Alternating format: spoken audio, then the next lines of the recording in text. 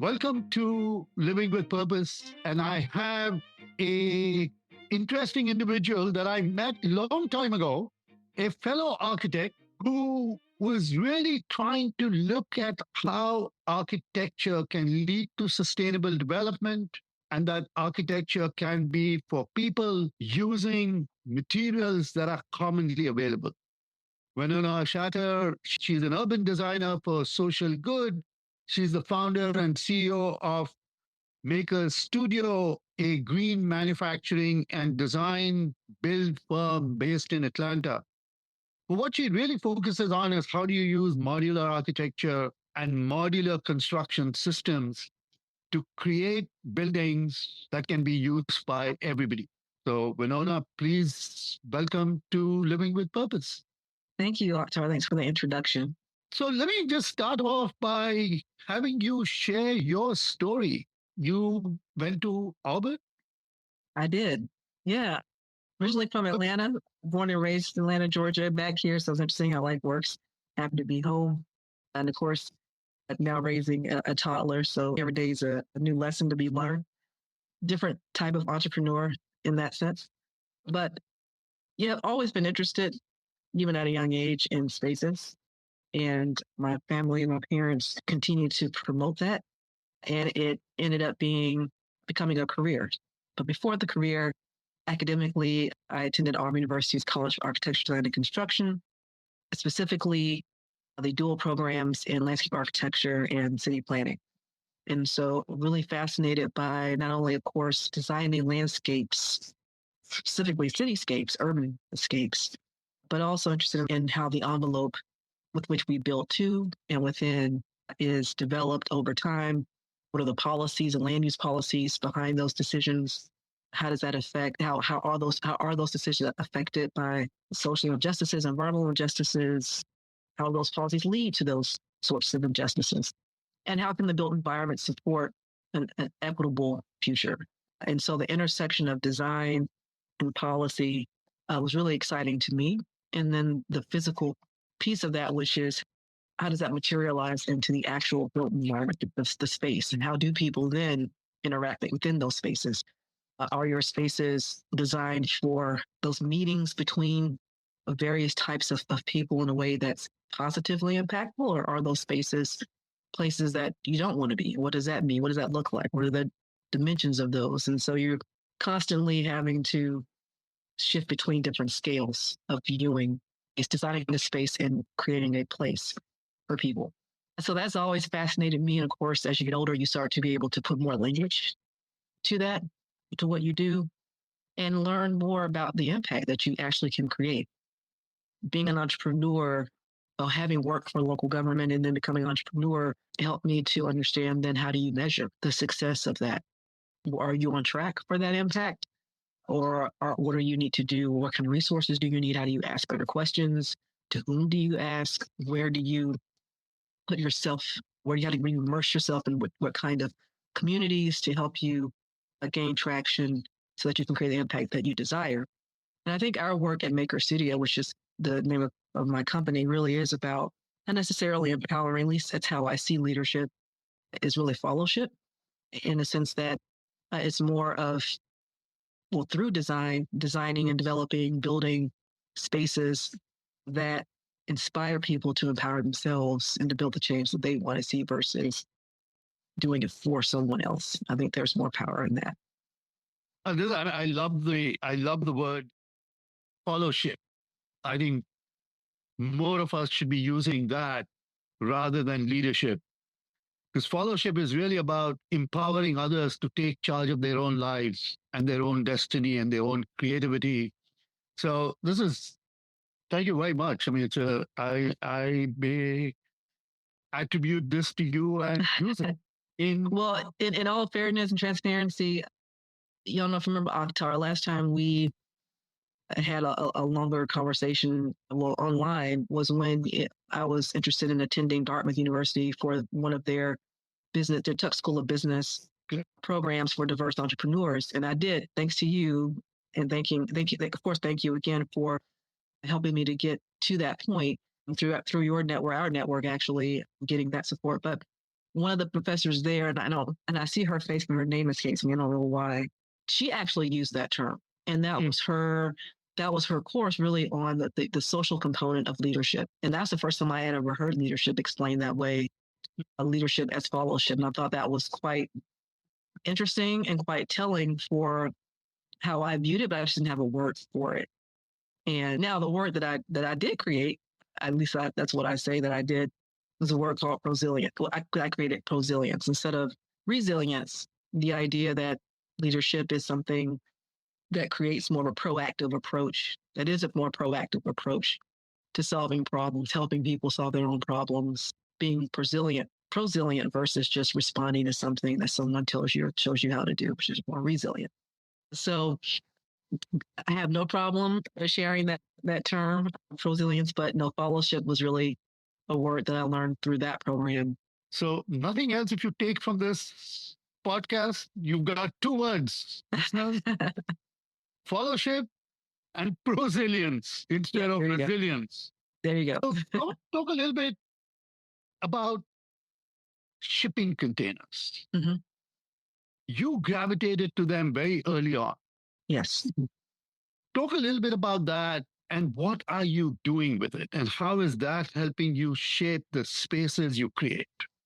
Sure. A good question. And I told you mentioned the beginning of as far as the work that we do as an introduction at Maker City, or the work that I do, which is to use locally sourced materials, sustainable development. I've been thinking about locally sourced, well, actually, priority for me was how can I be a solution or provide a solution for affordable housing and fair housing. When I worked for local government, after I worked in the private sector and design firms, that was my first introduction into fair housing and housing inequality from a mediation standpoint, from a lack of resources standpoint, and the laws behind fair housing, providing affirmatively furthering fair housing, providing fair housing in non-discriminatory ways. And what does that look like as far as then to build for that? So it's one thing for policy, but how do we build more housing supply? And as you know, we definitely have, globally, we have an affordable housing crisis. And as you also know, affordable housing is varied, right? So you're talking everything from rapid housing, supportive housing, to workforce development housing, which is where we focus on at Maker Studio right now, for those working professionals, teachers, tradesmen and women, baristas, the graduate students, you name it, those who really provide critical services to our communities who can't live where they work, which is unacceptable. In fact, I just shared an article about San Francisco on my social media account this morning about a school that might be closing because there's a lack of affordable housing for teachers and parents and families to stay in that area. Mm-hmm. So all of it, it's everywhere and it's all interrelated. The shipping container component comes in again with the sustainability piece. There is an abundant material. It is structurally sound. We're talking about climate change and these increasing storms that we've just seen here in the Southeast. Looking at materials that not only could provide spaces to live, but spaces that last, that are strong, that can be reutilized in ways that are safe and healthy. I think the critical piece, though, everything comes down to numbers in a lot of ways, right? If it's not people, it's numbers. And when you look at pro formas and development proposals, it's really difficult to build housing for that could be rented at a certain price point because construction costs are high, labor costs are high, material costs, everything has increased. And we know that really one of the most important and highest costs is land. At the end of the day, land determines what you can and can't build, right, in addition to land use. So our tagline really for that is building large impact, building small spaces for large impact. The containers allow us to be able to build that inclusivity, that equitable development, but by smaller spaces that can be stacked, that are versatile, that can be shipped because they are modular. And because they are modular, we upfit them in a factory, which means that we can build simultaneously while the site work's being prepared. And so, and the thesis, and we're still working on the thesis because the more of us in the market, the easier it'll get, but we're still sort of new in a lot of ways, which makes it challenging. The idea is that we can mobilize materials and spaces and build for half the cost and for half the less landfill waste in a modular in a factory setting, and be able to deploy and install these units quicker than conventional construction. So it has all made sense. The questions: what can we do affordably to build affordably to be able to provide an affordable solution? Are there materials available that we can recycle, reuse, renovate, repurpose? That's already available to us. Why is that important? Because we know pandemics happen and markets shift. Where are these materials easily available, readily available? Yes. Have they been tested? Yes. Is there an aesthetic interest to these materials? Yes. Can we add our own aesthetic component to it? Yes. Can we add verticality to it if we build on small spaces? Yes, because they're stackable. So, all these questions started. We had solutions using shipping containers, and again, the opportunity for them to be mobile is even more important because this is a global crisis and it's a scalable solution for what we're trying to do. So that has been our approach. The whole idea of modular construction as a solution for residential and commercial affordability, because we also have built commercial spaces. We still do build commercial spaces. We've even talked with doctors about building on-demand turnkey breast cancer screening pods, as well as I've spoken with a high-risk OB/GYN physician on providing postpartum care facilities that we can quickly deploy there at hospitals. So you're talking about the ability to reutilize existing materials, strong materials for impact quickly, because we do need these services as climate change gets worse, as prices higher, increase, and then as services become less and less. And this is what this provides. Last but not least, I'll say people. It's the work that we do, yes, we use tools, we use software, but for our company, we really focus on hiring local tradesmen and women, the hiring of people to build the change that they want to see. And so, we love working with welders, we love working with our subs to create these spaces that we can scale pretty easily, commercial and residential. So that's a sort of a long-winded answer to your question, but those are the reasons why we love working with that material. That's the reason why we love what they provide as far as being a tool within the built environment that allows us to be able to provide services at an affordable cost. Yeah, again, I mean, you're really at a cutting edge of innovation and using materials to overcome entrenched problem that we have in many, many parts of the world, which is just affordable housing and affordable spaces.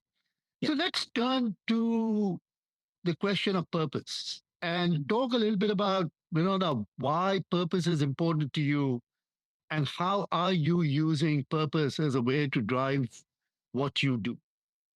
No, it's a very good question. It's one of those things where you really, well, it's difficult to extract your personal development from your professional business development, especially if you're an entrepreneur. And so really meditating on what is my role. And that's really the question. What is the role that I play in this, which is to me synonymous with what is my purpose? And the whole conversation around equity and justice and injustices that we see within our communities, local and larger global scale, require us to really take a deep dive into what is our actual purpose and where do we stand in that fight. For me, it's about being, it's about building up new systems instead of fighting the old ones. I know some people are more engaged with the latter. For me, it's all about taking what we've learned, being more proactive and resilient around solutions that provide us with new ways and new formats, new forms, new functionalities of systems, so that when the old ways do fall, they shift, we have opportunities for better ways of living together. I was just having this conversation not too long ago, earlier this year, with a federal administration on housing and even looking at housing in outer space.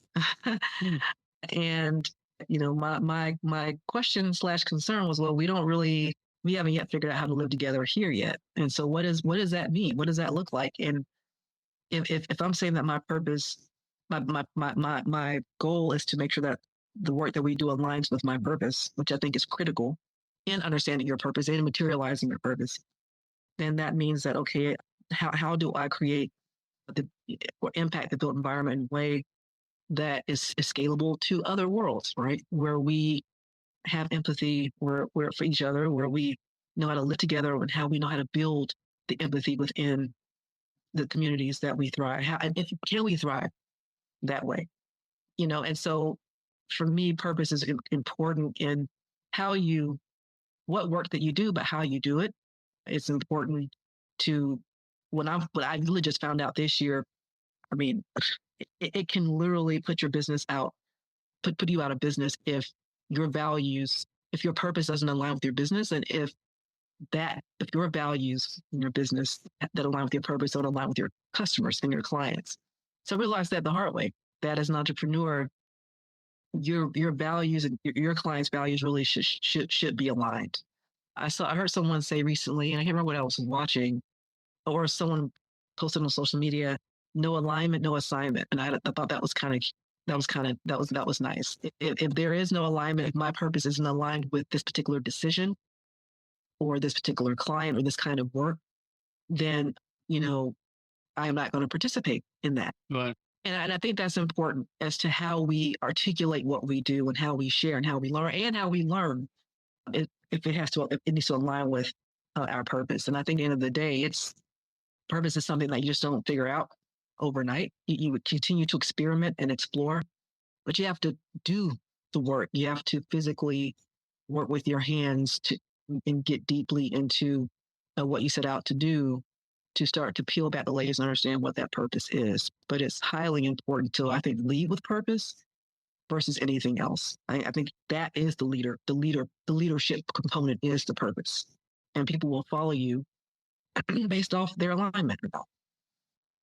Yeah, this is, again, this notion of purpose being the driver that allows you to align and create connections that matter most. And in many cases, we seek complete alignment. But I also believe that at times to actually just look for connections that can be strengthened, which eventually lead to alignment. Right. And purpose kind of allows you to do that. So let's end by just getting you to share your one golden nugget, your words of wisdom that you want to leave the listeners behind so that they might be able to emulate. Oh, that's a good question. I think about this all the time, but then when I'm asked about it, I completely forget. So I was recently thinking about this, about maybe a couple of weeks ago.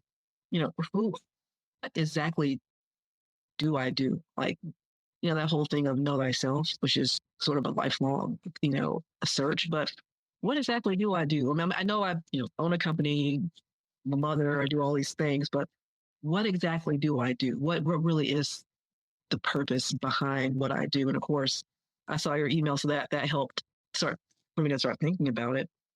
And I would say for me, number one, the answer for me is I think I'm more sort of like an alchemist, right? I'm good at taking different things and combining them and sort of transfiguring and transmutating them into really interesting other ideas and connections, as you mentioned. And it just made so much sense. And once I started thinking that way, I was able to better position mentally my goals and visions for how to grow the company and create better impact than what I had been creating before. And it was a sense of freedom. So I would challenge anyone listening to really sit down and just ask the question, what is it that I actually do? Not all these other little things that are remnants of what it is you do, but what is it that you do? What is your, and I think that'll tell you what your purpose really, or it'll validate what your purpose is. And things will just make more sense. Spend the time to be mindful really about what it is that you do. And it seems simple, but it's not. It might mean that you're sketching the idea in a journal. It might mean that you're writing some ideas down. Most of those ideas, I think, are not going to be exactly what you do. It's that one thing. And then think about it in a very creative and interesting way. I love the idea of magic and imagination and creativity. Of course, as you know, our being in the fields that we're in, as far as design, we do it all the time. And I had forgotten that. And I had to go back to what made me excited about what now I realize my role is. And I think part of that has come from watching our daughter, seeing the world through her eyes again, things that I had forgotten and taken for granted, and just being free to think creatively about what it is that we actually do. So I would leave that really as an assignment for your listeners to just take the time to really think about what it is you do. And you'll see your purpose with even greater light, and things will start to make much more sense. Well, thank you so very much. Think about what you do, really what you do, and think about it through the lens of magic. I just love that. It just Yes. opens up so many different avenues. Again, purpose is this renewable source of energy that continues to drive all of us forward. Wanona, thank you so much for sharing your thoughts, your journey, your purpose, and your words of wisdom for us. Thank you very much Thank you. for being on. Thank you, Akhtar.